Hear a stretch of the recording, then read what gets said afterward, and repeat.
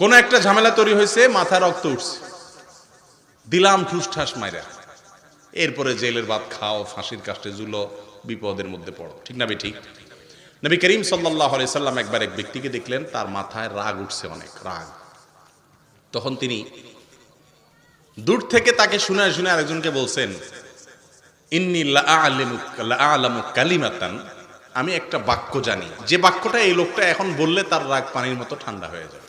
সে বাক্যটা হলো আউযু বিল্লাহি মিনাশ শাইতানির রাজিম।